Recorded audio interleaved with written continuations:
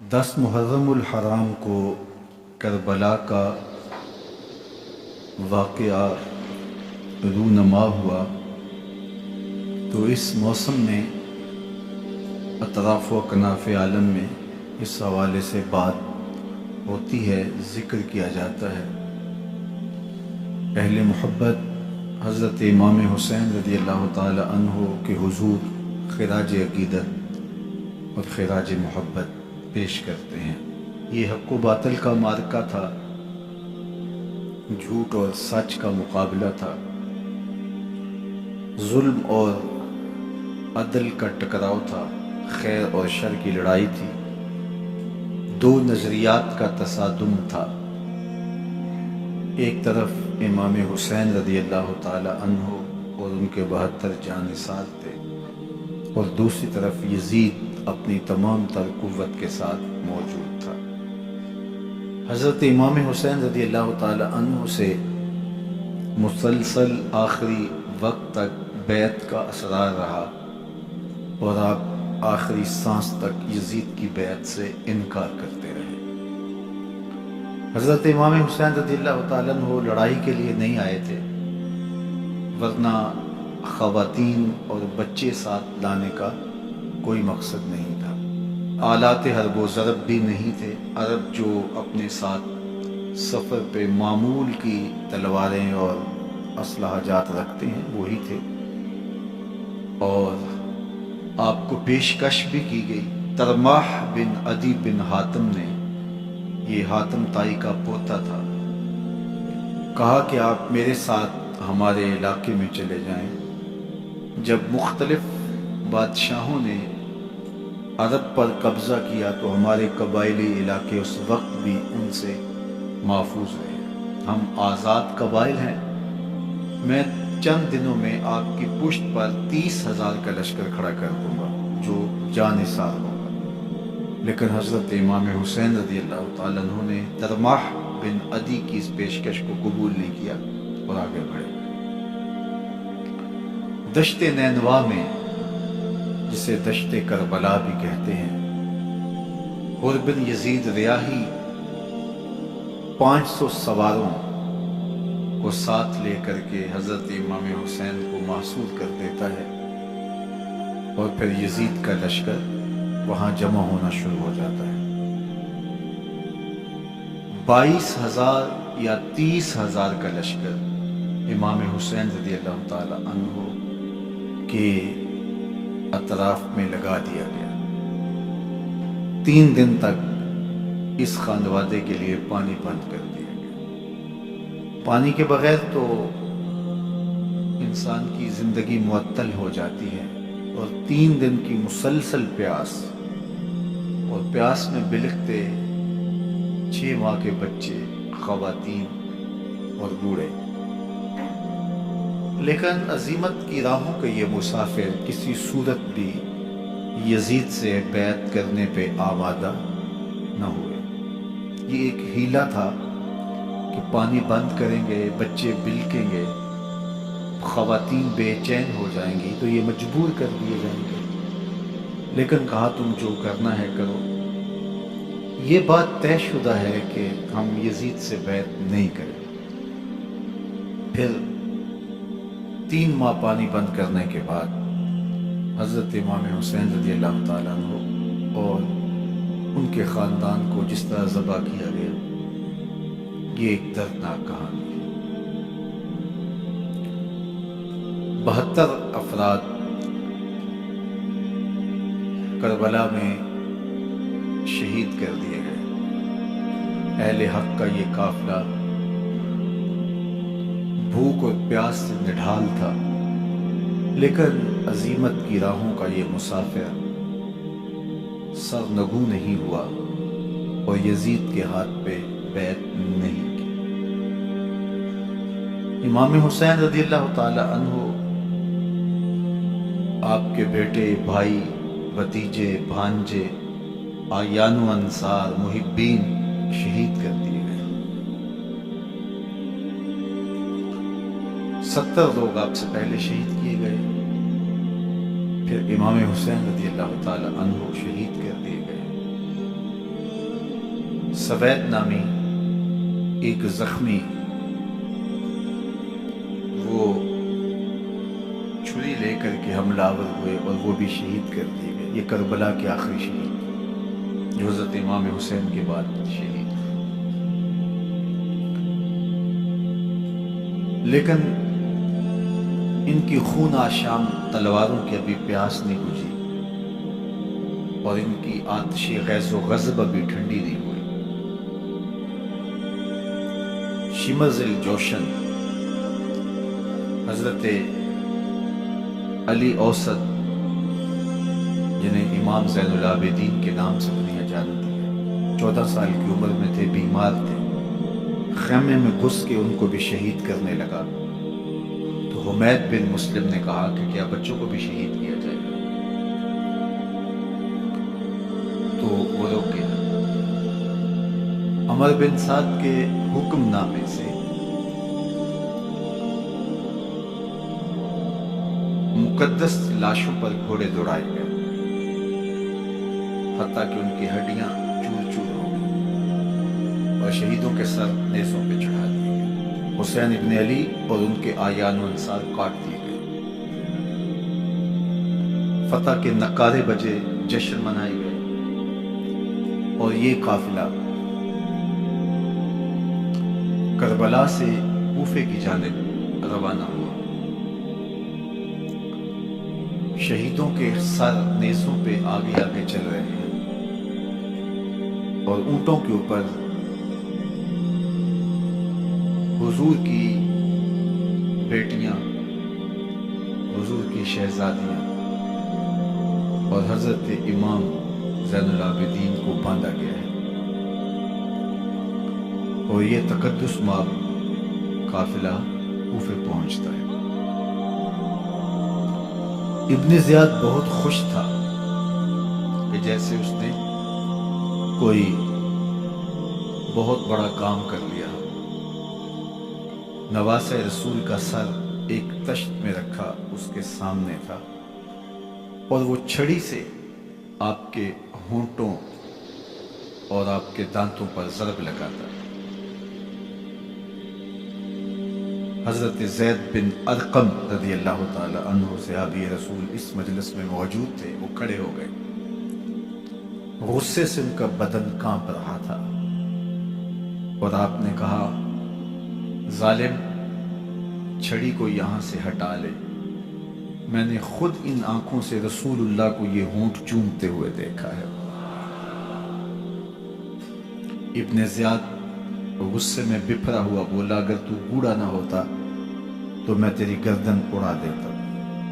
حضرت زید بن ارقم روتے ہوئے دربار سے باہر نکلے اور ساتھ اہل کوفہ کو مخاطب کر کے کہا کہ اہل کوفہ، تم نے حسین ابن علی کو شہید کر دیا اور ابن مرجانہ کے غلام بن گئے.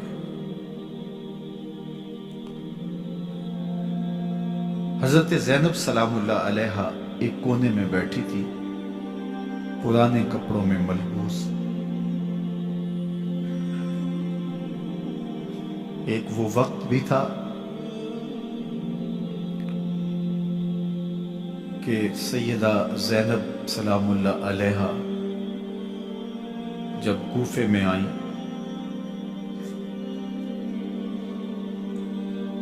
سیدنا علی المرتضیٰ کے زمانے میں، ان کے دور خلافت میں دارالخلافہ کوفہ متعین ہوا تو یہ مدینے سے کوفے آئیں تو اس وقت کوفے کی معزز خواتین نے ان کا استقبال کیا. خلیفۃ المسلمین کی شہزادی، رسول اللہ کی بیٹی سیدہ فاطمہ الزہرا کا عکس حضرت زینب سلام اللہ علیہا کوفے میں داخل ہوئیں. تکریم، عزت اور وقار کے ساتھ آپ کا استقبال کیا گیا اور آپ خواتین کو درس قرآن دیتی، حضور کی شریعت سکھاتی اور آج وہی کوفہ ہے، وہی دیوار و در ہے، اور وہی زینب ہے، اور آج زینب کے ساتھ حسین ابن علی کا کٹا ہوا سر ہے۔ پرانے کپڑوں میں ملبوس حضرت زینب سلام اللہ علیہ آج اسی کوفے میں داخل ہوئی۔ دارالامارت کے ایک کونے میں تشریف فرما ہے کہ ابن زیاد پوچھتا ہے یہ خاتون کون ہے؟ حضرت زینب خاموش رہی۔ اس نے دوسری مرتبہ پوچھا، آپ پھر خاموش رہی۔ تیسری مرتبہ پوچھا، آپ پھر خاموش رہی۔ پھر ایک لونڈی نے بتایا یہ زینب بنت علی ہے۔ تو اس کے سامنے حضرت امام حسین کا کٹا ہوا سر پڑا تھا، اور وہ حضرت زینب سے مخاطب ہو کے کہنے لگا کہ اللہ نے تمہیں شکست دی اور یزید بن معاویہ کو فتح عطا کی۔ تو حضرت زینب سلام اللہ علیہ پھر دربار ابن زیاد میں ایک خوبصورت خطبہ عطا کیا۔ زینب بول رہی تھی، لگ رہا تھا مولا کائنات بول رہے ہیں۔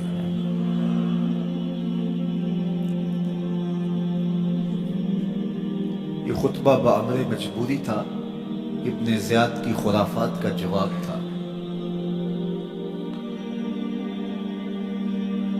تو ابن زیاد سے اس کا جواب تو نہ بن پڑا، لیکن کہنے لگا کہ بڑی مکفہ اور مسجع گفتگو کی، تمہارا باپ علی بھی بہت اچھا شاعر تھا۔ تو سیدہ زینب سلام اللہ علیہ نے فرمایا ہمیں مکفہ گفتگو سے کیا غرض، یہ تو ایک حقیقت ہے جو ہم نے بیان کی۔ تو حضرت علی اوسط امام زین العابدین بھی پاس تھے، تو دیکھ کر کے کہنے لگا کہ یہ لڑکا کون ہے؟ فرمایا میں علی بن حسین۔ تو کہا کہ انہیں تو قتل کر دیا گیا۔ کہا وہ میرے بھائی تھے، ان کا نام بھی علی تھا، میرا نام بھی علی ہے۔ تو اس نے کہا کہ اس لڑکے کو لے جاؤ اور قتل کر دو۔ حضرت زینب علی اوسط امام زین العابدین کے ساتھ چمٹ گئی اور کہا کہ اگر تم اسے قتل کرو گے تو اس کے ساتھ مجھے بھی قتل کرنا ہوگا۔ تو ابن زیاد کہنے لگا کہ یہ عورت سچ کہتی ہے، واقعی اس کے جذبات یہی ہے۔ اور الصلاۃ جامعہ کی پکار کے ساتھ مسجد کوفہ میں آ گیا۔ کوفے کے لوگ سارے ابن زیاد کے سامنے تھے۔ امام حسین کا کٹا ہوا سر ابن زیاد کے سامنے تھا، اور اس نے کہا کہ اللہ نے یزید بن معاویہ کو فتح دی اور کذاب ابن کذاب معاذ اللہ حسین ابن علی کو شکست دی۔ جب اس نے یہ بات کہی تو عبداللہ بن عفیف الازدی رضی اللہ تعالی عنہ موجود تھے، وہ کھڑے ہو گئے۔ غصے سے ان کا بدن کانپ رہا تھا، اور آپ نے پوری ہمت کے ساتھ ابن زیاد کو جواب دیتے ہوئے کہا، ظالم، حسین سچا، حسین کا باپ بھی سچا، تو جھوٹا، تیرا باپ بھی جھوٹا، جس نے تجھے امیر بنایا وہ بھی جھوٹا۔ تو ابن زیاد نے جب اپنے بارے عبداللہ بن عفیف سے یہ بات سنی تو اس نے حکم دیا کہ ان کا سر کاٹ دیا جائے، اور پھر حضرت عبداللہ ابن عفیف رضی اللہ تعالی عنہ کو شہید کیا گیا اور ان کی لاش کو سولی چڑھا دیا گیا۔ حق کی راہ کے یہ مسافر اپنی جان کس طرح راہ خدا میں سپرد کر رہے تھے۔ اہل کوفہ سہمے ہوئے، ڈرے ہوئے ابن زیاد کے دربار میں بیٹھے تھے، اور امام حسین رضی اللہ تعالی عنہ کے قتل کا، ان کی شہادت کا انہیں دکھ تو تھا، لیکن ان کے اندر ہمت، طاقت اور توانائی نہیں تھی۔ ان کی تلواریں یزید کے ساتھ رہی اور دل امام حسین رضی اللہ تعالی عنہ کے ساتھ رکھنے کی بات کرتے تھے۔ پھر یہ قافلہ کوفہ سے چلتے چلتے دمشق کی جانب عازم سفر ہوا۔ ایک اونٹ پہ تین لوگوں کو سوار کیا گیا تھا۔ امام زین العابدین کو سوار بھی کیا گیا اور بدن پر زنجیریں بھی باندھی گئی، جکڑ کر کے سواری پہ بٹھایا گیا۔ اللہ اکبر! جہاں جہاں سے یہ لوگ گزرتے، لوگوں کو ان کی حالت پہ رحم آتا۔ بہت سارے لوگ نہیں جانتے تھے یہ کون ہے۔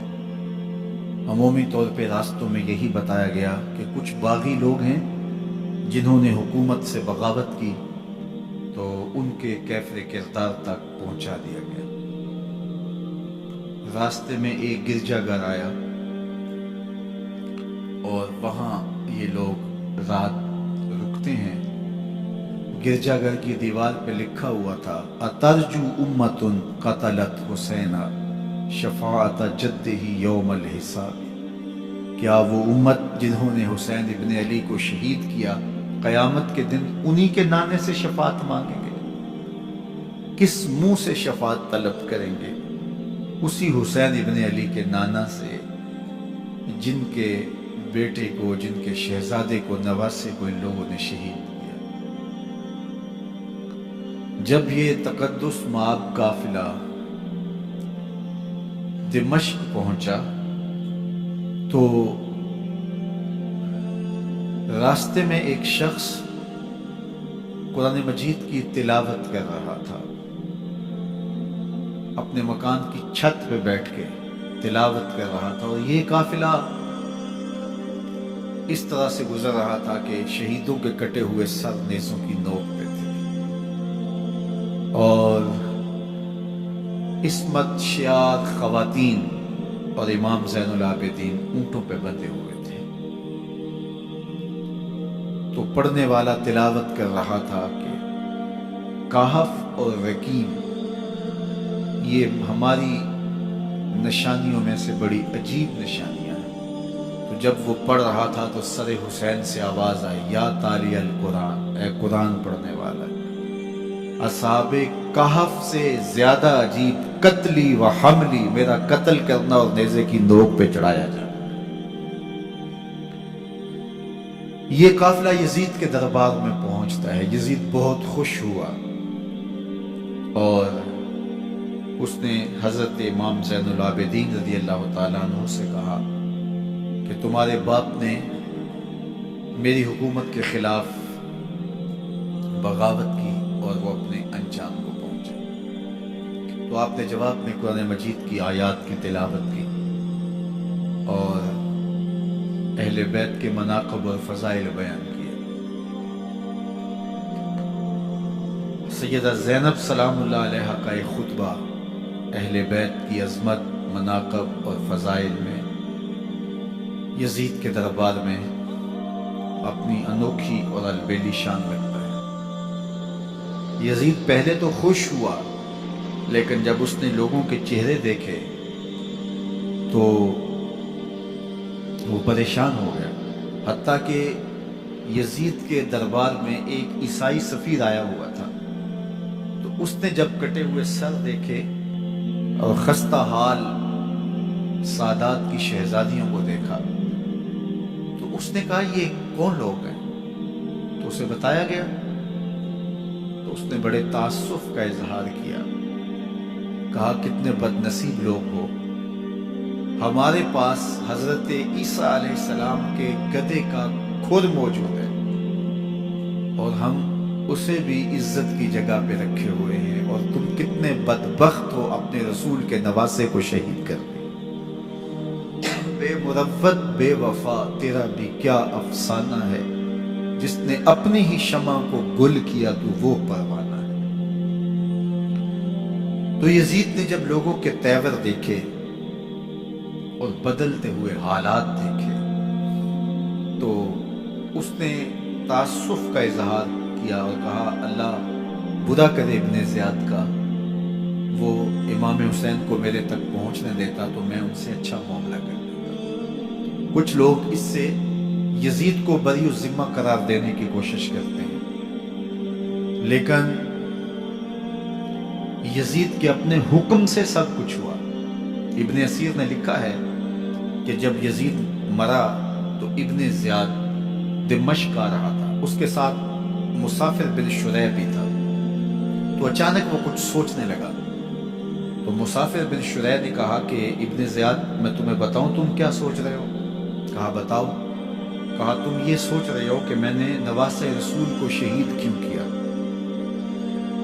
تو کہنے لگا کہ یہ مجھے یزید کا حکم تھا، اور اگر میں نواسہ رسول کو شہید نہ کرتا تو وہ مجھے قتل کر دیتا۔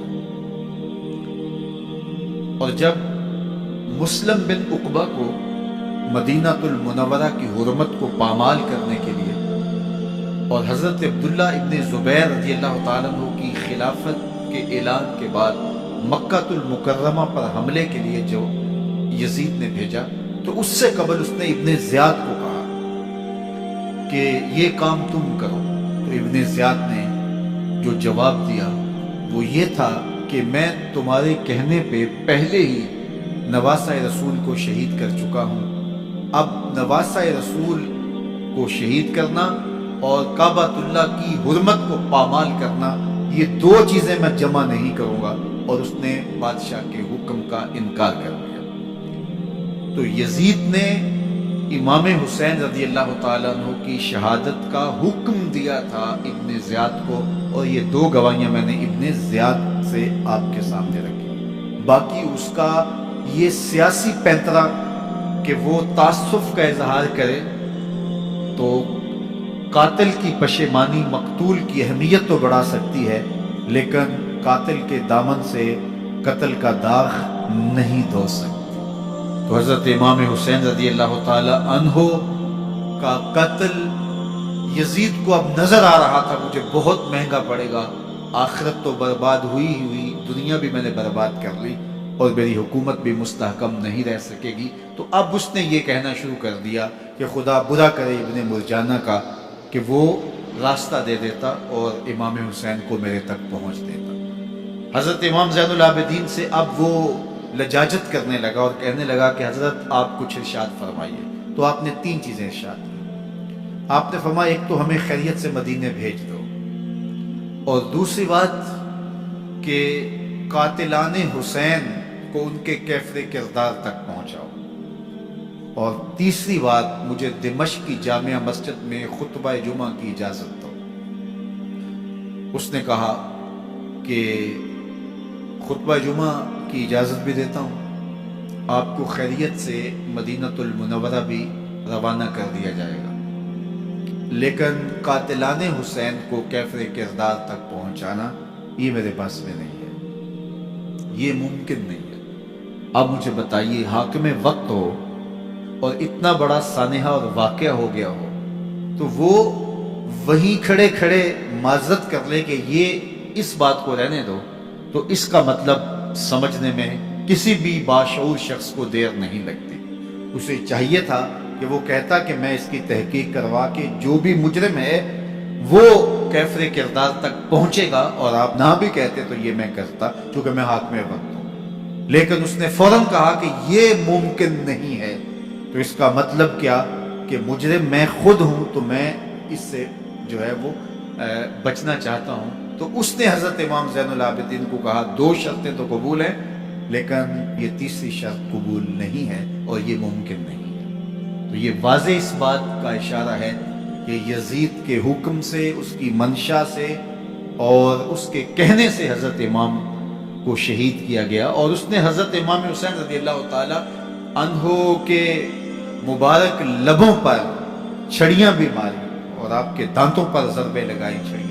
وہ تو ایک صحابی وہاں موجود تھے جو کھڑے ہو گئے، انہوں نے کہا ارفع ھذا القدیب عن ھاتین الشفتین، ان ہونٹوں سے چھڑی ہٹا لے، میں نے ان آنکھوں سے رسول اللہ کو یہ ہونٹ چومتے ہوئے دیکھا۔ جس طرح ابن زیاد کے دربار میں ہوا تو یہاں بھی ہوا۔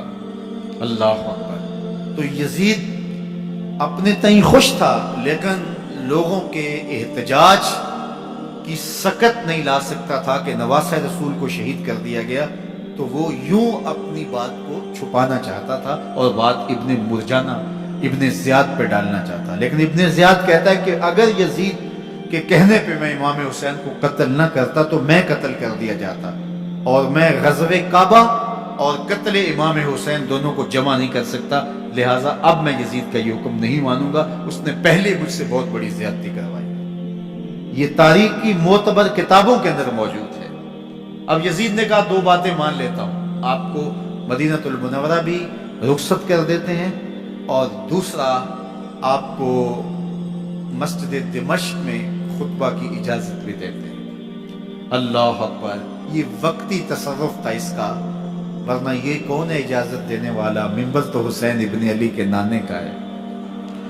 خیر، مسجد دمشق میں گئے، لوگوں کا ہجوم تھا، حضرت امام زین العابدین منبر پہ جلوہ فراز ہوئے، خطابت تو ان کے گھر کی لونڈی ہے، تو جب آپ نے کھڑے ہو کر کے خطبہ دیا اور فضائل و مناقب اہل بیت بیان کیے، لوگوں کے سینوں کے اندر آتش محبت اہل بیت کی جوش مارنے لگی۔ یزید ڈر گیا کہ اگر کچھ دیر خطبہ جاری رہا تو کہیں ایسا نہ ہو کہ لوگ میرے خلاف اٹھ کھڑے ہوں، تو اس نے مؤذن کو اشارہ کیا اور وہ اذان دینے لگا، تو اس نے کہا اللہ اکبر اللہ اکبر، تو حضرت امام زین العابدین نے کہا اس میں کوئی شک نہیں کہ اللہ سب سے بڑا ہے، پھر کہا اشہد ان لا الہ الا اللہ، تو امام زین العابدین نے فرمایا کہ ہم نے اس بات کی اپنے خون سے گواہی دی ہے کہ اللہ کے علاوہ کوئی معبود نہیں، پھر اس نے کہا اشہد ان محمد رسول اللہ، تو حضرت امام زین العابدین نے یزید کی آنکھوں میں آنکھیں ڈال کے کہا یزید دیکھ، اذان میں تیرے نانے کا نام ہے یا میرے نانے کا نام؟ تو حسین ابن علی رضی اللہ تعالیٰ عنہ کا نام کبھی بھی مٹنے والا نہ، زیاد کا وہ ستم رہا نہ یزید کی رہی وہ جفا، رہا تو نام حسین جسے زندہ رکھتی ہے کل۔ یزید نے امام حسین رضی اللہ تعالیٰ عنہ کو راستے سے ہٹا دیا، اس کا خیال تھا کہ یہ باغی ہیں اور میں ان کو کچل دوں۔ حضرت امام حسین شہید کر دیے گئے، ان کا خاندان شہید کر دیا گیا۔ صرف 14 سال کے امام زین العابدین رضی اللہ تعالی عنہ اس حادثے میں، اس واقعہ میں جو ہے وہ بچے، اور سب سے زیادہ دکھ اپنی آنکھوں سے انہوں نے دیکھے، کربلا کا منظر بھی دیکھا، کوفے کا دارالعمارہ بھی دیکھا، اور دمشق کا دربار یزید بھی دیکھا، اور پھر یہاں سے مدینے پہنچ کر اہل مدینہ سے جو سامنا ہوا امام زین العابدین نے وہ لمحے بھی دیکھے۔ کہتے ہیں اس واقعہ کربلا کے بعد حضرت امام زین العابدین کبھی ہنسے نہیں تھے، جب بھی پانی پینے لگتے تو رو پڑتے، انہیں شاید سکینہ کی پیاس یاد آ جاتی تھی۔ امام زین العابدین کا رنگ زرد ہو جاتا جب کربلا کی یاد آتی، اور بسا اوقات شہر سے وحشت ہونے لگتی اور دور باہر نکل جاتے اور جا کر کے وہاں خیمہ گاڑ لیتے اور مہینہ مہینہ وہاں ذکر و فکر اور عبادت میں لگے رہتے۔ امام زین العابدین کے ہاتھوں میں ہتھ کڑیاں، پاؤں میں زنجیریں، اور اونٹ پہ باندھ کر کے جب حضرت امام زین العابدین کو شہیدوں کی لاشوں کے قریب سے گزارا گیا تو غشی پہ غشی طاری ہو رہی تھی امام زین العابدین پہ، اور وہ گھڑیاں بھی امام زین العابدین پر کتنی دردناک تھی کہ جب شہزادیاں اونٹوں کے ساتھ باندھی گئی تھی اور امام زین العابدین اپنے بابا کا سر اپنے سامنے چلتا ہوا دیکھتے تھے، اور یہ دردناک لمحے کہ جب رات کی گھڑی آئی تو زینب سلام اللہ علیہ نے دیکھا کہ زین العابدین کے آنسو نہیں تھمتے، ان کو غشی پہ غشی آتی ہے، تو وہ آگے بڑھ کے ان کو اپنی آغوش میں سمیٹتی ہیں اور کہا زین العابدین کیا ہوا؟ کہا کہ پھپھو جان اگر ہو سکے تو بابا کا سر کچھ دیر کے لیے میری گود میں نہیں آ سکتا ہے۔ وہ وقت بھی امام زین العابدین پہ آتا ہے جب زخم اور درد اور دکھ حد سے تجاوز کرتے ہیں تو زین العابدین مدینہ کی طرف منہ کر لیتے ہیں اور حضور کی بارگاہ میں ہوا کے ہاتھوں پیغام بھیجتے ہیں، ان نلتا یا ریح الصبا یومن الی ارض الحرمی بلغ سلامی روزتن فیہا النبی المحترم یا رحمتا للعالمین ادرک لزین العابدین محبوس عید الظالم فی الموکب والمزدحم۔ امام زین العابدین نے یہ سارا دردناک منظر اپنی آنکھوں سے دیکھا اور یہ سارے دکھ سہے۔ امام زہری کہتے ہیں کہ ولید کے زمانے میں دوبارہ امام زین العابدین کو پکڑ لیا گیا اور ان کے ہاتھوں میں دوبارہ ہتھ کڑیاں اور پاؤں میں بیڑیاں ڈال دی گئی۔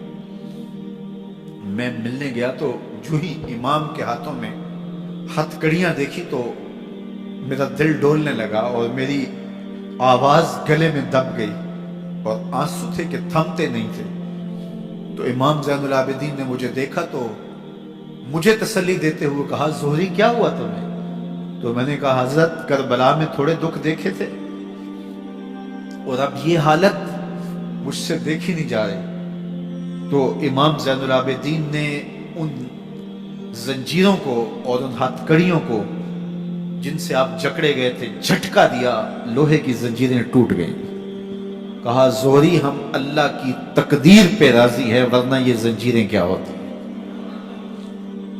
امام زین العابدین کو اللہ نے عزتوں سے نوازا تھا، ہر دور کے حق میں وقت ڈرتے تھے اور ان کی عزت سے حسد کرتے تھے۔ ولید بن عبد الملک بنو امیہ کا بڑا تگڑا حکمران گزرا ہے۔ ایک دن طواف کرتے کرتے حجر اسود کے سامنے آیا، اس کے دل میں آیا کہ میں حجر اسود کو بوسہ کروں، لیکن رش اتنا تھا کہ آگے بڑھنے کی ہمت نہ ہوئی اور پیچھے ہٹ کے کھڑا ہو گیا کہ رش کم ہوتا ہے تو میں حجر اسود کو چومتا ہوں۔ اتنے میں امام زین العابدین رضی اللہ تعالی عنہ وہ بھی طواف کرتے کرتے حجر اسود کے قریب آئے، ایک لمحے کے لیے توقف کیا، لوگوں نے راستہ چھوڑ دیا۔ امام زین العابدین آگے بڑھے، حجر اسود کو چوما، پھر آگے بڑھ گئے۔ ولید بن عبد الملک کو بڑا غصہ آیا کہ لوگوں نے میرے لیے تو راہیں نہیں چھوڑی اور زین العابدین کے لیے راہیں چھوڑ دی ہیں۔ تو وہ اپنے درباری شاعر کو، فرزدق کو جو اس کے ساتھ کھڑا تھا، اس کو پوچھتا ہے من ھذا، یہ کون ہے؟ حالانکہ اسے پتا تھا یہ امام زین العابدین۔ بعض اوقات سوال تفہیم کے لیے کیا جاتا ہے، سمجھنے کے لیے کیا جاتا ہے، اور بعض اوقات سوال تحقیر کے لیے کیا جاتا ہے۔ جس طرح کسی شخص کو آپ پسند نہ کرتے ہو اور وہ کوئی کام کرے تو آپ کہتے ہیں یہ کون ہے، یہ کون ہے؟ تو اس نے کہا من ھذا، یہ کون ہے؟ اب فرزدق شاعر تھا اور درباری شاعر تھا، اسے اچھی طرح پتا تھا کہ من ھذا سے بادشاہ کیا سننا چاہتا ہے، لیکن آج اس کی غیرت ایمانی جاگی۔ بادشاہ نے کہا من ھذا، یہ کون ہے؟ تو فرزدق نے بادشاہ کی آنکھوں میں آنکھیں ڈال کے کہا بادشاہ تو نہیں جانتا یہ کون ہے؟ اس کو تو بطحا کے سنگ ریزے بھی جانتے ہیں، اس کو تو زمین والے بھی جانتے ہیں، آسمان کے فرشتے بھی جانتے ہیں۔ یہ فاطمہ کا بیٹا ہے، یہ علی کا شہزادہ ہے، یہ رسول اللہ کا نواسہ ہے۔ تیرا من ھذا کہنا اس معرفہ کو نکرا نہیں کرے گا، یہ کل بھی معرفہ تھا، یہ آج بھی معرفہ ہے۔ کھڑے کھڑے امام زین العابدین کی شان میں ایک طویل قصیدہ لکھ دیا۔ بادشاہ تو اس سے کچھ اور سوچ رہا تھا، الٹ ہو گیا، اس نے فرزدق کو جیل میں ڈال دیا۔ امام زین العابدین کو پتا چلا، آپ نے اشرفیوں کی 2 تھیلیاں خادم کے ہاتھ بھیجی کہ ہماری وجہ سے تمہارے اوپر یہ افتاد پڑی ہے۔ تو اس نے تھیلیاں قبول کی، چوما آنکھوں سے لگائیں اور پھر خادم کے ہاتھ میں دیتے ہوئے کہا امام کو میرا سلام دے دینا اور کہنا حضرت ساری زندگی نے ٹگوں کے لیے، پیسوں کے لیے، اشرفیوں کے لیے شاعریاں کی ہیں، یہ جو میں نے قصیدہ لکھا ہے آپ کے نانا کی شفاعت کے لیے لکھا ہے۔ جو دلوں کو فتح کر لے وہی فاتح زمانہ۔ امام حسین کو تو کاٹ دیا گیا نا، اس لیے کاٹ دیا گیا کہ یہ ہماری حکومت سے بغاوت کر رہے ہیں، انہوں نے یہ کہا، بہانہ یہ بنایا، نظم حکومت میں یہ مخل ہو رہے ہیں، لہذا انہیں شہید کر دیا گیا۔ نہ صرف انہیں شہید کیا گیا، سر کاٹے گئے، نیزوں کی نوک پہ چڑھائے گئے، لاشوں پہ گھوڑے دوڑائے گئے۔ کیا کیا ظلم تھا، کیا کیا جبر تھا جو روا نہیں رکھا گیا، پیاسا رکھا گیا، بھوکا رکھا گیا، 6 ماہ کے بچے بھی نہیں چھوڑے گئے۔ امام حسین جب حضرت علی اصغر کو اپنے ہاتھوں پہ اٹھا کے فرات کے کنارے جا کھڑے ہوئے تو آپ نے اشقیاء سے مخاطب ہو کے کہا کہ تمہاری لڑائی تو مجھ سے ہے، اس 6 ماہ کے بچے نے تمہارا کچھ نہیں بنایا۔ چلو سے پانی بھرا تاکہ اصغر کا حلق تر ہو جائے، تو پانی ابھی حلق تک نہیں پہنچا، 2 شاخہ سنسناتا ہوا تیر آیا اور علی اصغر کا گلا چیر گیا۔ اور کہتے ہیں وہ جو تیر تھا جو حضرت علی اصغر کا گلا چیر کے آگے گزرتا ہے، وہ تیر تھا جو جانوروں کو مارنے کے لیے استعمال کیا جاتا ہے۔ گردن لٹک جاتی ہے، خون بہنے لگتا ہے۔ امام حسین اس خون کو آسمان کی طرف اچھال کے کہتے ہیں مالک حسین کی یہ قربانی بھی قبول فرمائے۔ نسل مٹا دی گئی، شہید کر دیے گئے، گھوڑے دوڑائے گئے، سادات کرام عصمت شیار پیغمبر زادیوں کو اونٹوں پہ بٹھایا گیا، رسیوں سے جکڑا گیا، چادریں چھیننے کی کوشش کی گئی، کیا کچھ نہیں ہوا۔ تاریخ دردناک ہے، اور یہ پیغمبر کے ماننے والوں نے، کلمہ پڑھنے والوں نے یہ سب کچھ کیا۔ بے مروت، بے وفا، تیرا بھی کیا افسانہ ہے، جس نے اپنی ہی شمع کو گل کیا تو وہ پروانہ ہے۔ لیکن یزید کی دلیل یہ تھی کہ یہ حکومت کا نظم چلتا ہے، اسے چلنے دیا جانا چاہیے، انہوں نے کیوں رکاوٹ ڈالی ہے، لہٰذا یہ باغی ہیں، ان کو کاٹ دیا جائے۔ میں کہتا ہوں امام حسین کو شہید کر دیا گیا، ان کے اعیان و انصار کو شہید کر دیا گیا، پورے خاندان کو پیاسا رکھ کے ذبح کر دیا گیا، 6 ماہ کے بچے بھی نہیں چھوڑے گئے، 80 سال کے بوڑھوں کو بھی شہید کیا گیا، خواتین کو اونٹوں پہ بٹھایا گیا، اور گلی گلی عصمت معاب پیغمبر رحمت کی شہزادیوں کو کوفہ اور دمشق کے بازاروں کے اندر بٹھایا گیا۔ تو مجھے بتائیں اس کے بعد یزید کی حکومت نے کیا کیا، ان کا کیا کارنامہ تھا؟ کتنے محدث پیدا ہوئے، کتنے مفکر پیدا ہوئے، کتنے جرنیل پیدا ہوئے، کتنے صوفی پیدا ہوئے؟ کون تھا جو ان کے تخت و تاج اور ان کی حکومت جس کو بچانے کے لیے اتنا بڑا حادثہ کر دیا اور پیغمبر کے بیٹوں کو شہید کر دیا؟ تو کیا پھر اس حکومت نے کیا؟ یزید کا اپنا بیٹا تخت پہ بیٹھنے کے لیے تیار نہیں تھا۔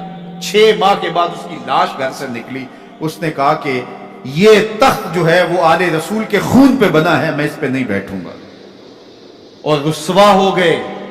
اور یزید جس کو زوم تھا کہ میں اتنی بڑی سلطنت کا مالک ہوں، اس کو بچانا ہے، اس سلطنت نے اسلام کے لیے کیا کیا؟ مجھے بتاؤ، کون سے جرنیل پیدا کیے، کون سے حکمران پیدا کیے، اس نے کون سے توانا لوگ پیدا کیے، کون سے محدث، کون سے مفکر، کون سے مسلح پیدا کیے؟ اور جس خاندان کو کاٹ دیا گیا، صرف ایک 14 سال کا علی اوسط زین العابدین بچا۔ اور ذرا حسین ابن علی کی نسل دیکھو، جعفر صادق کس نسل سے ہیں، باقر العلوم کس نسل سے ہیں، حضرت غوث اعظم کس کے شہزادے ہیں، حضرت داتا گنج بخش علی حجویری کس کے بیٹے ہیں، اور حضرت معین الدین چشتی اجمیری کس کے بیٹے ہیں؟ آج زمانے کو جو بھی دیا ہے حسین کے بیٹوں نے دیا۔ یزید تخت بچا کر بھی امت کو کچھ نہ دے سکا، اور امام حسین نے سب کچھ لٹا کے امت کو ایمان کی بہاریں عطا کر۔ آج جہاں بھی منبر و محراب کی رونق نظر آ رہی ہے، اس کے پیچھے حسین کا کوئی بیٹا کھڑا ہوا نہیں۔ اللہ اکبر! اس دین کے خاکے میں رنگ ہی حسین ابن علی کے خون نے بھرا ہے۔ حسین اگر نہ شہید ہوتا تو آج گھر گھر یزید ہوتا، اسلام کی عظمت عیاں نہ ہوتی، خدا کے گھر میں اذان نہ ہوتی، بار الہ نوحہ سناتا پھرتا، تا روز جزا اشک بہاتا پھرتا، امداد نہ کرتے اگر کربلا میں حسین، اسلام تیرا ٹھوکریں کھاتا۔